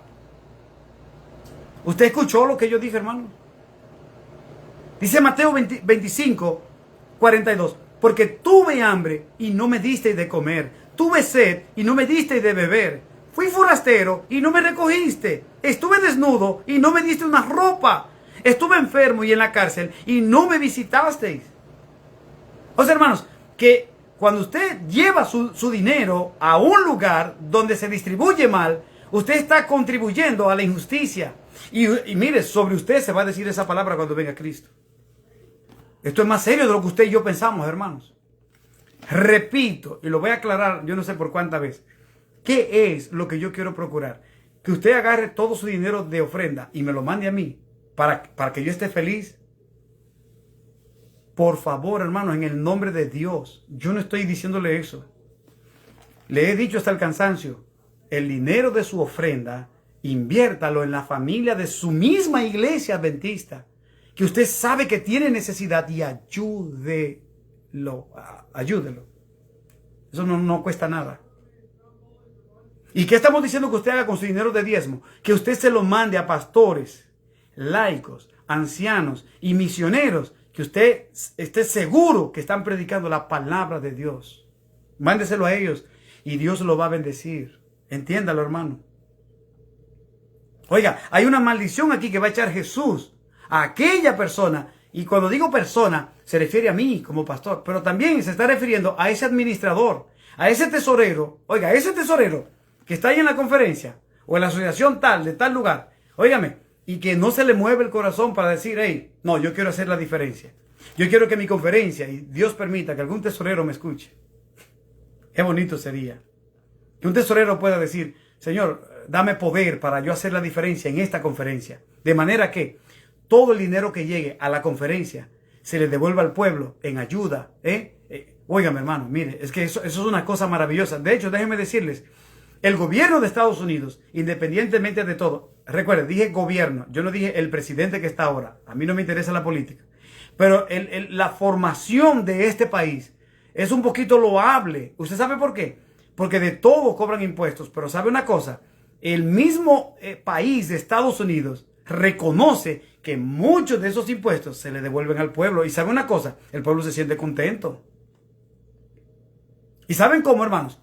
Haciéndole parques, porque usted va a recrearse gratuitamente y le ponen mesas y cosas para que usted vaya a hacer su cocinadito, que le arreglan la calle, que siempre hay luz, que el servicio médico. Hermanos, eso es una cosa maravillosa. Cuando una institución, lo que sea, recibe dinero y luego se lo devuelve al pueblo. Eso es algo, hermanos, que está en la Biblia y hay algunos gobiernos a nivel mundial que lo están haciendo. ¿Y cómo está el pueblo? Contento. Allí se cumple algo parecido a que traer los diezmos al alfolí, o sea, paguen todos los impuestos, llévenlo allí a las arcas del gobierno, pero que haya alimentos, hermanos, que se le devuelva algo al pueblo. Dice Liliana, sí hay alimentos, pero lo usan para apacentarse a sí mismos. Ese es el problema de Ezequiel capítulo 34, que dice que los pastores, en vez de apacentar, de pastorear a las ovejas, se pastoreaban ellos mismos. Entonces, aquí estamos ahora en Mateo 25, hermanos. Óigame, usted tiene que poner atención a esto, porque yo o estoy equivocado o tengo la razón. No puede ser, o no hay un tercer camino. Usted puede convertirse hoy en un ente de justicia. De hecho, Jesús está buscando eso. Oiga lo que dice 1 de Juan 3:7. Dice la palabra de Dios: hijitos, nadie os engañe. El que hace justicia es justo, así como Él es justo. Entonces, con su dinero, hermano, haga justicia. Y eso es lo que estamos apelando hoy para que usted, hermano, mire, cuando venga Jesucristo, usted no tenga esa preocupación, porque dice la Biblia, yo tuve hambre y tú no me diste de comer. Entonces, la pregunta que le hacen es, pero Señor, nunca te vimos a ti, tu cuerpo aquí en la tierra con hambre. Nunca nos pediste. Y Jesús entonces le va a dar la respuesta que usted no tiene que recibirla. Mire, si Jesús está diciendo la respuesta negativa que va a dar, hermano, cambie la actitud hoy para que esa respuesta no le caiga a usted. Yo creo que es fácil esto, o es muy difícil. Mire lo que dice Mateo 25. Y ahora vamos a leer solamente el versículo 44. Dice, entonces también ellos le responderán diciendo, Señor, ¿cuándo te vimos hambriento, sediento, forastero, desnudo? Y dice, entonces les responderá diciendo, escuchen bien ahora, si hay algún dirigente de la iglesia acá, escuche bien, ancianos que están acá mirando, sacerdotes de la iglesia católica, obispos de la iglesia metodista, o presbíteros, o testigos de Jehová, o mormón, o adventistas. Si usted me está escuchando ahora, oiga lo que dice acá. Dice, entonces le responderá, de cierto os digo, que en cuanto no lo hiciste a uno de estos más pequeños, o sea que Cristo está hablando de personas que tenían el poder y el dinero para hacer el bien, para hacer la justicia, pero no lo hicieron en base a su poder. Y él dice, como no se lo hiciste a los más pequeñitos, tampoco a mí lo hiciste. Y mire, hermano, lo que dice el 46. E irán estos al castigo eterno y los justos a la vida eterna. Justos a la vida eterna. Y los injustos con las cosas del hambre, de la comida, del agua, de la enfermedad, y que no le ayudaron, dice que irán al castigo eterno. Dios te libre y Dios me libre de eso, hermano. Y yo me pregunto, ¿será que esto es posible, hermano? ¿Será posible? Sí, Dios puede ayudarte. Pastor, es que me han dicho que si yo no llevo mi dinero al alfolí, me va a caer maldición. Pero les repito, ¿qué significa alfolí? Es un almacén para llevar alimentos, para que haya alimento en la casa de Dios. Y si no hay alimento, por lo menos usted puede ayudar a que haya alimento. Oiga, ¿cómo usted puede ayudar a que haya alimento en la casa de Dios? Ya se lo he dicho hasta el cansancio. Su dinero de ofrenda, lléveselo a una familia de su misma iglesia. Y su dinero de diezmo a pastores denigrados por la obra porque dicen la verdad. Y ayúdelos a ellos. Dios tenga misericordia. Dios tenga misericordia, hermanos. ¿Por qué? Porque estamos mal y necesitamos cambiar. Ahora, mire una cosa. ¿Usted se ha preguntado en algún momento si está correcto exigirle a las autoridades de la iglesia qué se está haciendo con su diezmo y su ofrenda? Yo recuerdo 20, 30 años atrás que como que uno podía expresarse y habían dirigentes que motivaban al pueblo para que usted preguntara qué se está haciendo con los diezmos. Entonces aparecían algunos tesoreros de iglesias y de asociaciones o conferencias que tenían reuniones con la iglesia y le daban un informe de qué se hacía con cada peso que llegaba a la iglesia. Pero hermanos, ese informe no está correcto. ¿Y usted sabe por qué? Porque en una iglesia donde hay un pastor y donde hay 100 miembros, llega un dinero a la iglesia, pero ese dinero, escuchen esto hermanos, ese dinero, no piense usted que se va a hacer lo que se dice. Porque cuando se le paga al pastor de una iglesia y se le suple su necesidad, se le paga a la secretaria, se le paga al que limpia, se le paga a todo el que tienen que pagarle, y todo el dinero que queda, ¿qué se hace con ese dinero?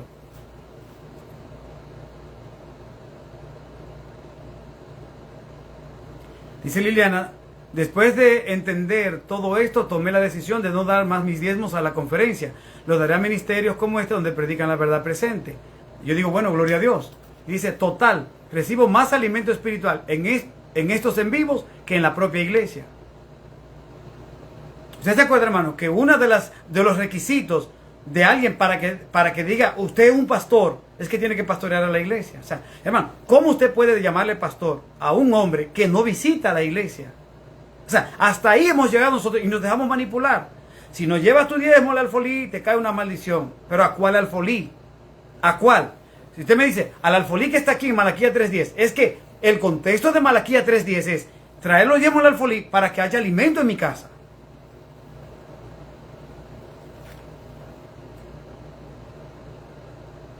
La pregunta aquí es, hermanos, ¿qué se hace con todo el dinero que queda en la iglesia? ¿Qué se hace? Yo no sé lo que se hace. Tengo ideas porque me han dado informaciones, pero yo no las quiero decir por acá porque la idea no es atacar a la iglesia ni a los dirigentes. ¿Qué se hace con el dinero? Yo no lo sé, pero hay tanto dinero en nuestro pueblo y en cada religión para satisfacer las necesidades de cada uno que tenga necesidad, hermano. No es posible que haya un adventista siéndole fiel a Dios y que por ser fiel a Dios se quede sin el dinero de la renta del mes que viene y que tenga que estar, hermano, mire, con depresión, haciendo malabares, buscando dinero prestado. En serio, cuando la iglesia puede ayudarlo. No, eso es un pecado contra Dios. Y eso llora ante la presencia de Dios. Y Dios va a hacer justicia, ya lo leímos, Mateo 25, Isaías capítulo 1, Malaquías capítulo 3, Hechos capítulo 2. Si usted, mire, si usted no está convencido de cómo debe conducirse la iglesia hoy, léase Hechos 2, pero léaselo entero. Para que usted se dé cuenta que por haberse derramado el Espíritu Santo, es que la iglesia se conducía de manera que no quedaba dinero en los bolsillos de los apóstoles. No, nunca había. Sino que ellos lo devolvían al pueblo. Ese es el verdadero sentido del alfolí. Ahora, hermanos, tengo cosas que analizar con ustedes para que vayamos ya terminando, casi ya terminando el estudio de hoy. Miren una cosa interesante que yo estuve anotando acá. Por ejemplo, hacer justicia conlleva, hermanos, que usted se pregunte, ven acá, ¿quién es este? Ah, mira, aquí le estamos presentando al nuevo pastor de la iglesia. Muy bien, tiene que respetarlo, hermano. Mire, el pastor trabaje o no trabaje, usted tiene que respetarlo. Usted no tiene que faltarle respeto, porque es uno de los errores que nosotros cometemos. Oiga, nosotros cometemos este error. Si entendemos que el pastor no está haciendo lo que tiene que hacer como pastor, solemos faltarle respeto. Y ya creemos que somos superiores a ese pastor. Eso está mal. Los apóstoles no hacían eso. Los apóstoles nunca hacían eso. O sea, usted no tiene que faltarle respeto a nadie. Ahora, hay cosas que usted debe de entender, analizar y usted practicar por su propia cuenta. Mire, por ejemplo, esto. Vamos a decir frases para que usted vea, hermano, cómo tienen que cumplirse. O sea, usted quiere que se cumpla una parte, tiene que cumplirse la otra según la Biblia. O si trae todos los diezmos al alfolí, perfecto, pero es para que haya alimento en mi casa. No se puede llevar los diezmos al alfolí y que la casa de Dios esté pasando hambre. Mire, por ejemplo, vamos a hacer estos ejemplos y usted analícelo. Hay una parte de la Biblia, no le voy a decir dónde, a usted le tocará buscarla, pero hay una parte de la Biblia que dice, el obrero es digno de su salario.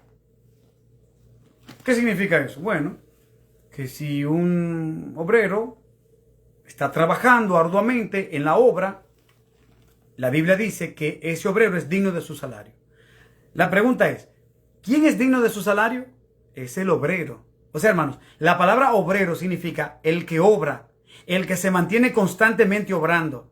Usted no puede decirme, no, yo soy pastor y como pastor hay que sostenerme con los diezmos. ¿Pero basado en qué? En el ministerio sacerdotal. Si es así, mire esto. Oiga lo que dice. Yo le voy a poner un ejemplo de tantos, pero de tantos, hermano. Oiga, un ejemplo de los de tantos. Vamos al libro de Éxodo.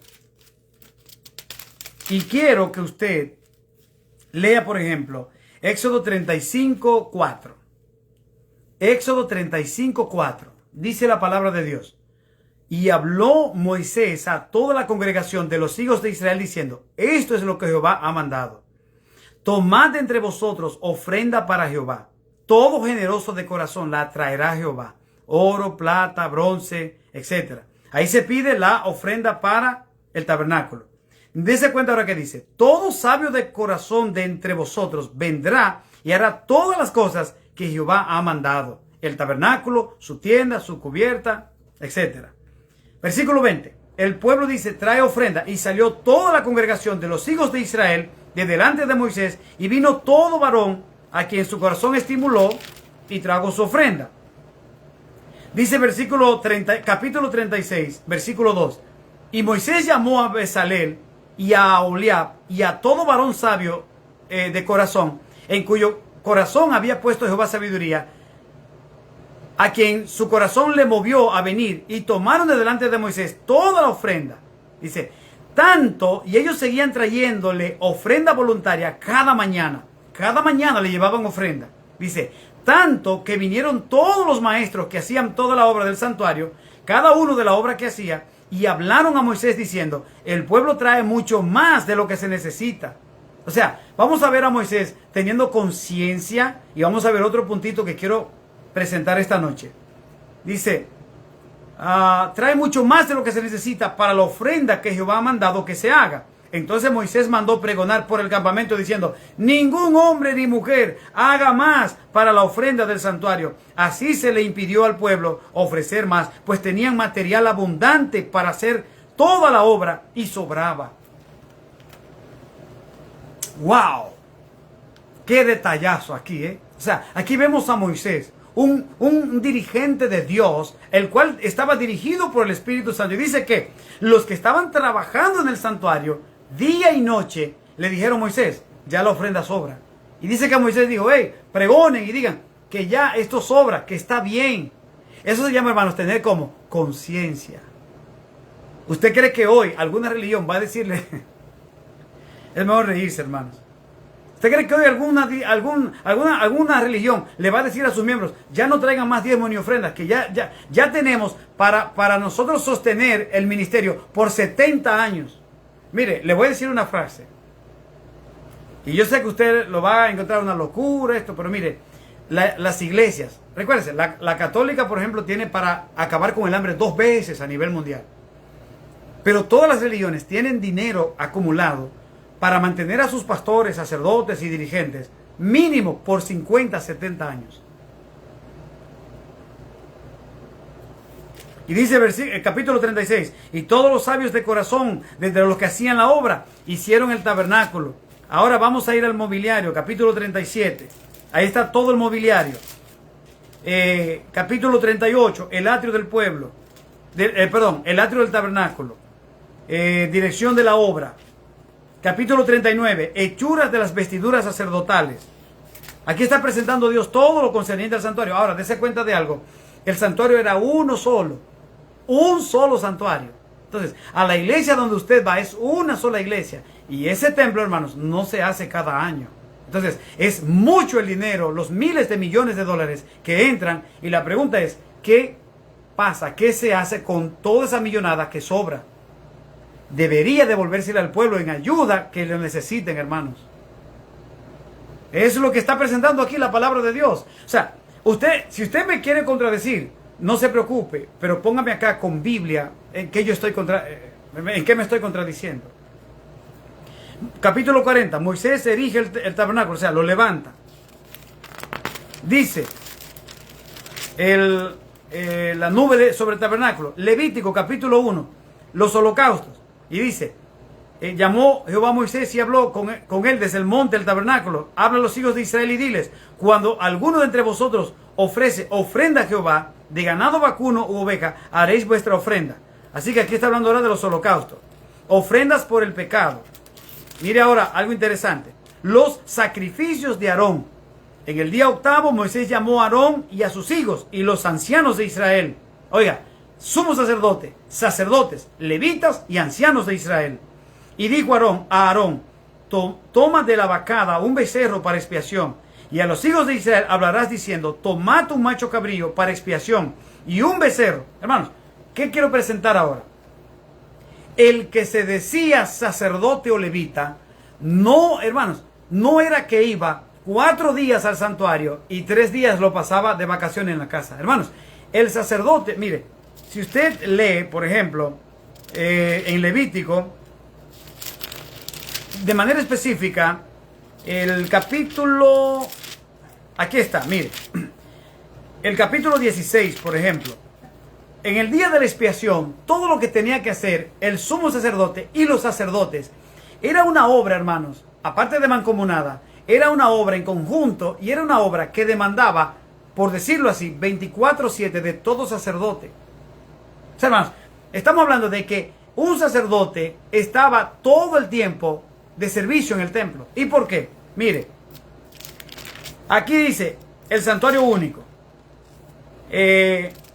Mire, por ejemplo, el capítulo, estamos en Levítico, y mire, capítulo 21, santidad de los sacerdotes. ¿Cómo tenían que santificarse? Capítulo 22, santidad de las ofrendas. ¿Cómo tenían ellos que estar pendientes de las ofrendas?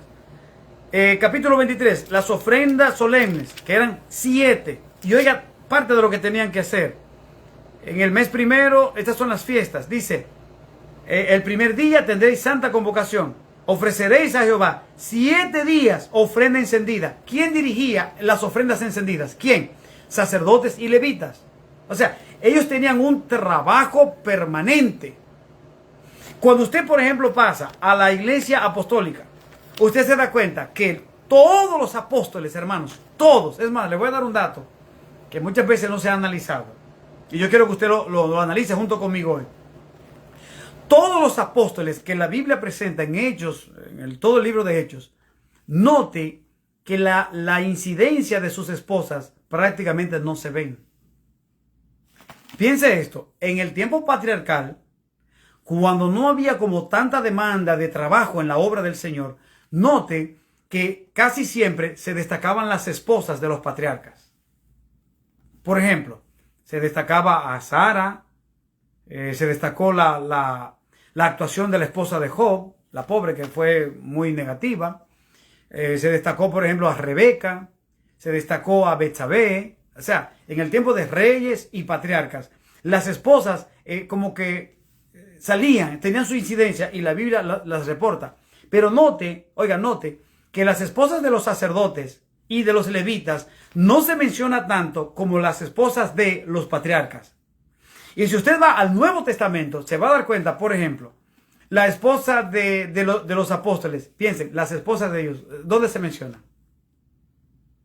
Se menciona un poquitito la de Pedro y no de manera directa, sino que se habla de la suegra de Pedro, que Jesús la sanó, etc.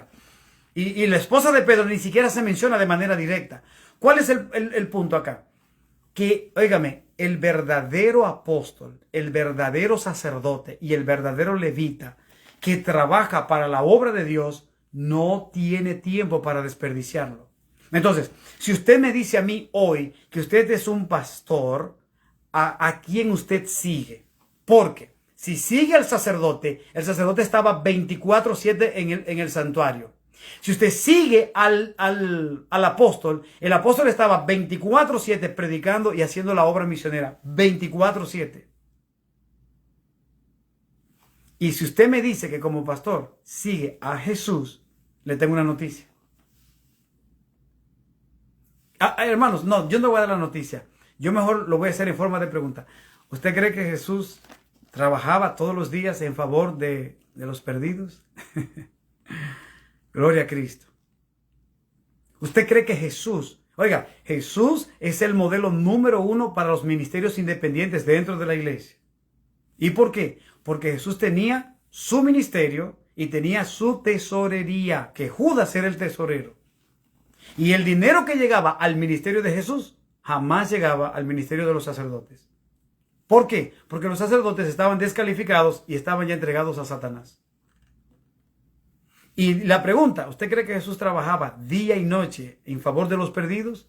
O a Jesús, usted podía de repente llamarlo, Jesús, mira que hay un problema aquí, hay un ciego que te quiere ver. Oh, no, dile que estoy hoy de vacaciones, hoy es mi día libre, yo no puedo atenderlo. ¿Usted cree que Jesús iba a saltar con ese disparate? No, hermanos, no. Dice que el buen pastor su vida da por las ovejas. Entonces, lo que yo quiero hacerle conciencia hoy, hermano, ¿a quién se le debe llamar pastor? Y como estamos con la frase, el obrero es digno de su salario. Sí, el obrero es digno de su salario, el que obra, pero el vago no. Ponga la atención a esto, que esto es delicado. Es el obrero el digno de su salario. El que no visita a los hermanos en sus casas. Mire, hermanos, aquí tengo al Ministerio para la Familia. Dios te bendiga, hermano. Él sabe a la perfección que en el distrito de Mao, donde él y yo somos miembros, yo digo que somos todavía, aunque mi feligresía está acá en la conferencia general de este lado, pero yo soy de allá, de Mao. Y nosotros conocemos pastores, que no voy a decir sus nombres, pero Juan Martínez conoce a la perfección los pastores adventistas, y estamos hablando de ahorita, que pasaron por allá y que dejaron las marcas más indelebles en las mentes de todos nosotros. ¿Y usted sabe por qué? No es porque eran hermosos ni porque eran ricos, es porque los pastores vivían metidos en la casa de los hermanos. Eso se llama un verdadero pastor. Que usted no lo crea, que usted crea que no. Yo le pregunto, ¿qué significa ser pastor entonces? Y si usted no lo sabe, si usted no está de acuerdo, vaya a Ezequiel 34. Ezequiel 34. Léalo, eso no cuesta nada. Para que usted vea de qué se quejaba Jehová con los pastores de Israel. Pero Juan Martínez y yo conozco pastores de la iglesia, hermanos, que vivían dentro de las casas de los hermanos. Y yo conozco pastores, pero muy poquitos. Mire, le voy a decir una cosa, hermano. Allá en Valverde Mao, pasó un pastor que para mí ese es el mejor de todos. Es más, voy a decir su nombre. Y lo voy a decir responsable a mí. Se llama Pastor Jorge Richardson de la Cruz. Ese me bautizó a mí. Pero no es eso. El pastor bautiza, por bautizar usted no es pastor. Pero el pastor Jorge Richardson de la Cruz, que todavía está vivo, y deseo que Dios le dé larga vida y mucha salud. Ese pastor, cada vez que había una junta de iglesia, se llevaba el puntito de, hermanos, aquí hay pedidos, están pidiendo cosas, hay hermanos, y decía, un hermano que vino, que necesita una receta, y decía el pastor, apúnteme a mí con 50 pesos. Estamos hablando de allá atrás. Un hermano aquí que el pobre se quedó sin trabajo y no tiene que comer, póngame a mí 200, decía el pastor. Así, póngame 200. Y había una familia específica donde todos los viernes él le llevaba una compra de comida de su dinero. Mire, hermano, así como yo alabo a pastores, así mismo le digo, hoy el 95% de los pastores a nivel mundial y de todas las religiones jamás están haciendo eso. Ahora, ¿qué están haciendo, hermanos? Todo lo contrario, se están pastoreando a ellos mismos. Y si usted continúa, hermano, llevando su dinero allá, usted es parte de esa injusticia. No se lleve del cuento que nos han metido y que no, el Señor pondrá todo en orden. No, el Señor dirige su obra. Oh, dirige su obra. Pero la pregunta, ¿Dios no ha dirigido su obra siempre?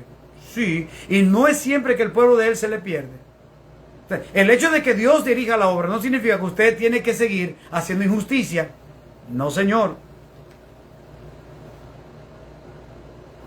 Ese pastor, Jorge Richardson, y no fue James Mao, eso ha sido así todo el tiempo, hasta donde yo sé. Ese pastor es inmortalizado en la iglesia adventista. Dígalo. Y hay más que visitan a la iglesia y que la pastorean de verdad. Entonces, a esos, dice acá, el obrero es digno de su salario. Ese es un obrero, ese no es un asalariado. El asalariado está detrás del dinero nada más, pero no hace nada de lo que hace un verdadero pastor. Otra frase, es el que dice, no pondrás bozal al buey que trilla.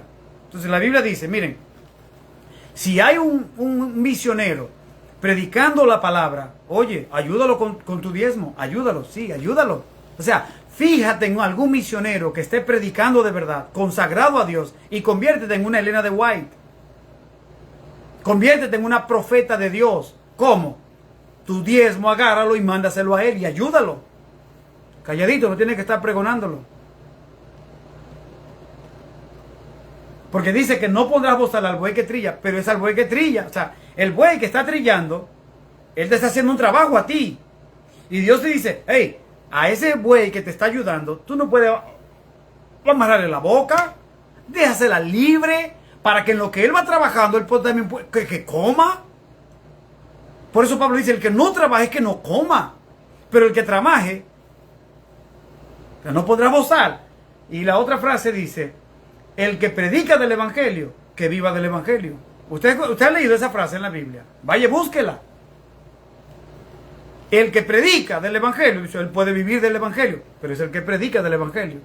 Imagínense, hermano, si una persona no es misionero y se la da de pastor y de gran teólogo, pero no quiere predicar un evangelio que despierte a la iglesia para encontrarse con su Dios, ¿usted cree que usted haría bien con sostener a esa persona? No, hermano, en lo absoluto no. De hecho, déjenme decirle algo. Usted sabía que todo el tiempo ha habido una verdad presente para predicar. Si usted me dice que sí, estamos de acuerdo. Todo el tiempo ha habido una verdad presente. Pues déjenme decirle, ahora, hermanos, hay una verdad presente para predicar. Su tiempo, su dinero y sus esfuerzos e influencia deberían estar destinados exclusivamente a esa verdad presente. Algo usted no sabe por qué, hermano. Y con esto sí ya vamos terminando. Oiga, hermano, ninguna religión, ninguna, va a sacar de sus miles de trillones de dólares dinero para predicar la verdad presente. Si usted cree que sí, vea, póngamelo, que eso sí lo voy yo a esperar ahora. Voy a esperar un minuto a ver si alguien me responde. ¿Usted cree que hay alguna religión en esta tierra que va a sacar de su dinero para apoyar la verdad presente para que se predique aquí ahora en la tierra? Solo dígame la verdad. Póngame ahí si usted cree que sí. Y usted me diga, pastor, claro que sí, mire, en el tiempo de Cristo, los doctores de la ley, los teólogos que habían en el tiempo de Cristo, del dinero del templo, ellos sacaron para que se predicara el evangelio de Jesús. Póngame ahí el texto. Póngame el texto y no se preocupe. O si no, dígame, sí, del dinero que llegaba ya al templo judío, de ese dinero sacaron muchísimos millones para ayudar a la iglesia apostólica. Ah, sí. ¿Dónde dice eso? No, hermano, en serio, yo estoy esperando. A ver, yo quiero ver si alguien me escribe. A ver, no veo a nadie que me escribe. ¿Usted cree que alguna religión sacará de sus arcas dinero para que se predique la verdad presente para ahora? ¿Cuál es la verdad presente? De hecho, la mayoría de religiones ni siquiera sabe cuál es la verdad presente. La verdad presente para hoy es la predicación del mensaje del cuarto ángel, Apocalipsis 18. Vaya, léalo, hermano, eso no cuesta nada. Que de hecho, esa verdad presente, como le decía a un amigo, tenía que predicarse desde 1888. Pero mire, fueron engavetados el mensaje de los 3 ángeles y el mensaje del 4º ángel. Eso se tapó y nadie lo predicó. Oiga, ¿qué nivel estamos hoy nosotros? El mensaje del 3er ángel, a mí me encantaría que aparezcan por lo menos un 35% de adventistas y que digan, yo sé en qué consiste el mensaje del 3er ángel, no del 4º, no, el del 3er ángel. Entonces, hermano, mire, si usted no toma conciencia sobre esto, la obra de Dios va a pasar trabajo. Y la obra de Dios no es lo que está allí de la mayoría, no. Termino con un testimonio que me pasó hoy. Algo tremendo. Ustedes saben, hermanos, si no todos, la mayoría saben que como pastor independiente yo trabajo Uber, o sea, yo hago servicios de taxis. Y hoy precisamente me tocó buscar un pasajero, un señor ya de algunos 55, 60 años. Y cuando él se montó en mi carro, pues le doy la bienvenida como todos. Y qué bueno que hablaba español, yo no hablo inglés, ni me interesa. Recuerdo que íbamos hablando allí y él me dijo que él era pastor religioso. Y comencé a hablar ahí de la Biblia junto con él y ya íbamos ahí muy a la par, muy de acuerdo. Para no cansarles, hermanos, él me dijo que él era pastor adventista. O sea, qué privilegio para mí. O sea, yo montar en mi carro a un pastor adventista. Y yo le dije a él después, yo le dije, yo no quise decirte nada porque quería esperar, pero yo igual soy pastor, igual que tú. Y me dijo, oye, pero qué bien. Y yo le dije a él que yo trabajo como un pastor independiente. Y descubrí que él es el asistente oficial del pastor de la conferencia general. Así que el servicio iba para la conferencia general, así que hoy estuve allá. Y me hizo una práctica invitación para que fuera al Centro White, etc. Yo iba a entrar a saludar al presidente, porque no tengo nada en contra de ningún pastor, pero no estaba ahí. Así que en algún momento, si Dios quiere, Dios pondrá la forma, llegaré donde él. Y hoy comencé con el asistente del presidente. Y le dije, el mensaje que nosotros tenemos que estar predicando hoy es un mensaje del 4º ángel y es un mensaje de santidad. Y yo le dije a él me dijo que sí. Yo le dije sí, pero no. Porque la mayoría de nosotros como pastores le decimos a la iglesia que siempre y cuando se arrepientan pueden pecar y que Jesús los perdona. Y lo estamos llevando a la perdición. Entonces, hermanos, yo le estuve diciendo a él, el mensaje para predicar hoy, hermanos, es el mensaje del 4º ángel. En ese mensaje, todo adventista, aunque no lo hagan, pero deberían de dedicar tiempo, dinero, esfuerzo e influencia para predicar ese mensaje, hermanos. Ese es el último mensaje de amor de Dios aquí para la tierra. Usted no está de acuerdo, no se preocupe, pero sí escuchó que hubo un pastor que se lo dijo. Y cuánto me lamento, hermanos, saber que ahorita viene Cristo. De hecho, le dije a ese pastor, digo, ¿tú sabías que la mayoría de la iglesia adventista se va a perder? Y cuando le hice la pregunta, lo miré y dio 3 miradas en el aire. 3. Y le dije, la mayoría de los dirigentes de la iglesia adventista se van a perder. Le dije, ¿tú sabes dónde está eso? Mira, aquí en la Biblia. Entonces, hermano, yo creo que llegó el tiempo ya de nosotros consagrarnos a Dios. Llegó el momento de ponernos en ayuno y oración. Hubo una persona que me llamó y me dice, mira, me gustaría apoyar tu ministerio con lo poquito de diezmo. Y le dije, antes de hacer eso, ponte en ayuno y oración. Hermanos, no se lleven de las emociones. Si yo le predico un tema y usted está muy contento y ve que yo doy muchos textos bíblicos, no. No tome una decisión por eso. Póngase en ayuno y oración, porque el humano lo puede engañar, mas Dios te va a decir la verdad. Recuerde que el pastor Víctor fue totalmente equilibrado. Antes de usted apoyar a un ministerio, el que usted entienda, póngalo en ayuno y oración y pregúntele a Jehová, Jehová, ¿qué te parece si apoyo con mis diezmos a este pastor, a este laico, a este misionero o algún anciano de iglesia que tenga necesidad? Antes de usted a tomar su ofrenda para ayudar, ayune y ore para que Dios le dirija. Que sea algo espiritual, mas no sentimental. Porque si es sentimental, usted va a ayudar a un pastor siempre y cuando se sienta bien con él.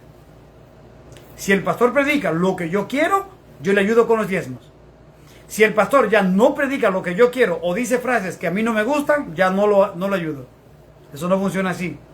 Note que aunque el 99% de la iglesia no está de acuerdo con las cosas que ocurren dentro, y de la iglesia católica, evangélica, etc., igual siguen llevando sus diezmos, aunque estén molestos. ¿Por qué? Porque lo hacen por principio y por costumbre. Antes de apoyar un ministerio, póngase en ayuno y oración. Pregúntele a Jehová y Jehová le va a responder.